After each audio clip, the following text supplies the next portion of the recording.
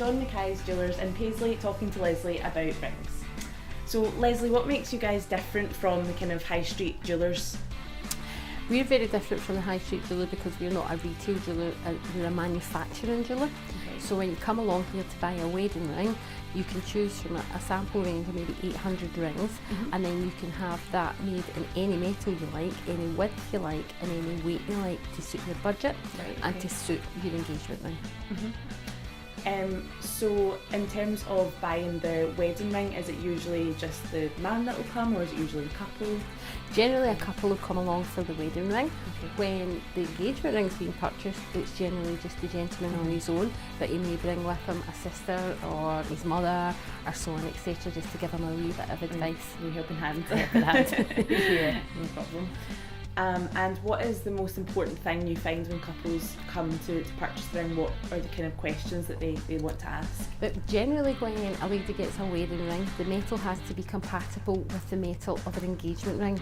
There are several reasons for that. The most important reason being the hardness of the both metals. If one metal is harder than the other and they're rubbing against each other, through time it will wear and it will damage either the engagement ring or the wedding ring. Right. So therefore we recommend that they have the same metal in their engagement ring as their wedding ring. Okay, cool. Perfect. So what are the difference in the metals and the wedding rings? Well, you have several different metals. There are a lot more newer metals available now than what there was a good few years ago, but our most popular metals are the platinum, palladium, white gold and yellow gold. Do you find that the wedding rings that people buy are kind of determined by the fashion currently, or? Very much so.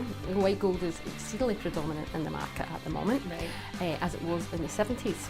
The difference between the wedding rings that the young ladies are buying just now from the 70s was in the 70s the ladies would look for a nice broad 10mm width ring with a heavy diamond cut pattern, whereas nowadays they look more for a 2.5 to 3mm ring, and they want diamonds. Lots of diamonds. Lots of diamonds in their wedding ring as well as their engagement rings now. Right, okay, lovely.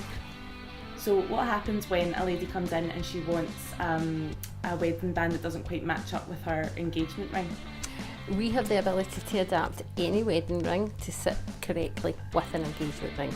We use computerised technology nowadays where we actually scan the engagement ring and it creates a 3D image of the actual engagement ring. From that we make a wax cast and then we give the girl back, our lady back an engagement ring so that she's not without it for 5 or 6 weeks, and therefore we take the existing pattern that she likes and we make it that it sits absolutely flush and perfect with her ring.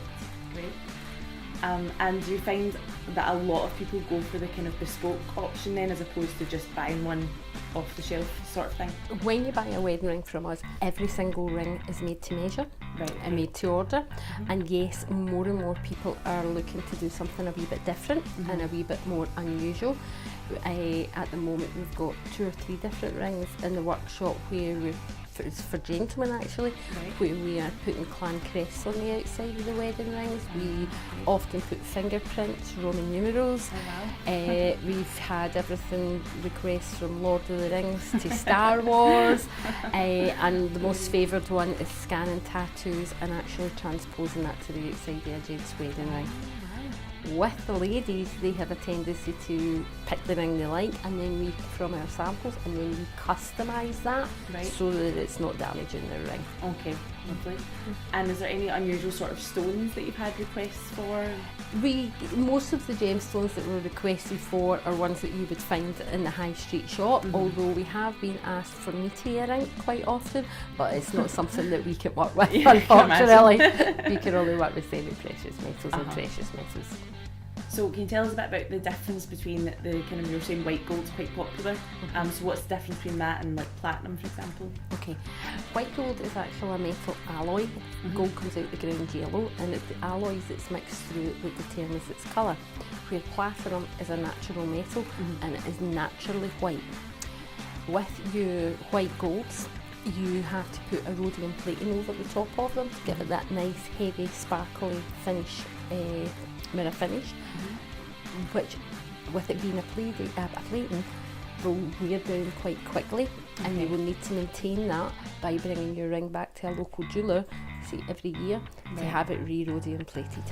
Right, so that was my next question about maintenance. So they could bring the rings back here to get them looked after, sort of thing, once every year? Yes. That's what you'd recommend? With all our wedding rings, we give our customers a lifetime guarantee, and free cleaning and polishing for the rest of their life. Brilliant. That way, if they do buy the white gold, it's fully covered for them. So you mentioned platinum and palladium. Can you tell us what the difference is between them? Well, palladium again is a natural metal. It comes from the same family as platinum. It's slightly darker in colour than what platinum is. Platinum being a little bit harder because of its 5% alloy, which is cobalt, but they basically both do the same job. People have a tendency to say that platinum will surface scratch less than what palladium will do, but from our experience with working in it in the workshop, there is a slight hardness difference, but it's still more than dense enough to last a lifetime. Right, okay. And do you find a lot of people are worried about where their diamonds are coming from, so getting like ethically sourced diamonds? Oh, definitely. People are very aware now of conflict-free diamonds, and that's one of the questions that we asked all of the time. All our diamonds are certified. They're either certified by a British lab, an American lab, or a European lab. So when you purchase your rings from us, it comes with the diamond certificate as well as our own certificate and photographic valuation for insurance purposes. Perfect. Well, thanks very much for chatting to us, Lesley. Well, thank you very much. Thank you.